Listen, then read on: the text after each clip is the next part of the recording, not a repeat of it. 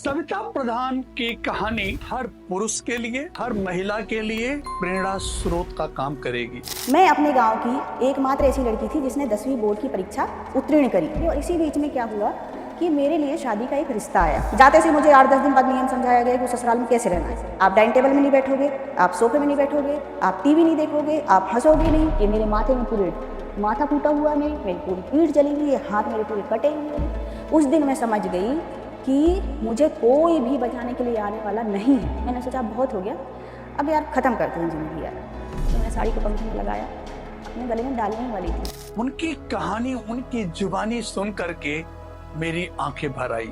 अपने स्टेटमेंट में बोल रही थी कि जरूरत पड़ी तो मैं बेश्या भी बन जाऊंगी। अब मैंने सोचा मैं झाड़ू लगा लूंगी, मैं पोछा लगा लूंगी, किसी घर में खाना बना लूंगी और अगर जरूरत पड़ी ना तो वेश्या भी बन जाऊंगी, और अगर जरूरत पड़ी ना तो वेश्या भी बन जाऊंगी। उनका साहस, उनकी हिम्मत, उनका दृढ़ संकल्प हर महिला, हर पुरुष के लिए प्रेरणा का काम करेगी। आइए इनकी कहानी के बारे में हम बात करें। इनके बारे में हम आपको थोड़ा बताना चाहेंगे। इनका जन्म मध्य प्रदेश के मंडी गांव में हुआ। एक आदिवासी परिवार में इन्होंने जन्म लिया। बहुत गरीब परिवार था, बहुत साधारण परिवार में इनका जन्म हुआ। इनकी जो पढ़ाई लिखाई थी वो गांव में हुई। ये पहली महिला थी जो अपने गांव में कक्षा 10 पास की थी। इसके पहले इनके गांव में कोई भी लड़की 10वीं पास नहीं थी। इनकी कहानी में मोड़ तब आता है कि जब इनके परिवार के लोग, करीब 16-17 साल की इनकी उम्र रही होगी, तभी इनकी शादी करा दी जाती। और शादी होकर के जिस परिवार में ये जाती हैं, उस परिवार में इनके ऊपर अत्याचार शुरू हो जाता है। इनके पति इनकी पिटाई किया करते थे। इनकी सास, मतलब इनके पूरे परिवार के लोग, ससुराल पक्ष के लोग इनके ऊपर मानवीय व्यवहार नहीं करते थे। ये अपनी कहानी में बताती हैं कि इनको कई बार ऐसा करना पड़ा कि रोटी चुरा करके बाथरूम में खाना पड़ा। पिटाई से तंग आकर के एक बार इन्होंने आत्महत्या करने का निर्णय ले लिया। मैंने दरवाजा बंद किया, जिसको दूध पिला के सुलाया, एक स्टूल उठाई, पलंग के ऊपर रखा और साड़ी ही पहनती थी अमूमन मैं, क्योंकि मेरे घर में तो किचन में भी झांक के जाके देखा जाता था कि मैंने साड़ी में यहाँ तक पल्ला डाला है कि नहीं डाला है। अगर मैं वो पल्ला भी नहीं डालूं तो उसमें भी पड़ जाती थी। खिड़की खुली हुई थी।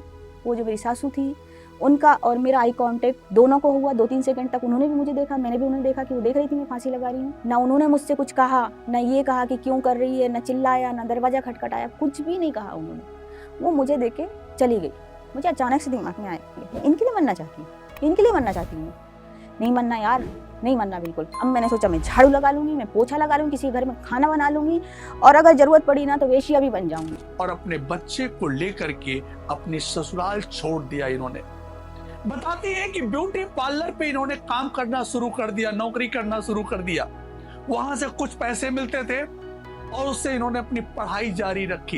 ये पहले ही अटेम्प्ट में पीसीएस क्वालिफाई कर जाती हैं मध्य प्रदेश में और आगे चल करके ये आईएएस भी बन जाती हैं। इतनी जबरदस्त इनकी कहानी है, खासकर उन महिलाओं के लिए जो जिंदगी में थक चुकी हुई हैं, हार मान चुकी हैं और अपनी लाइफ से समझौता कर चुकी हैं।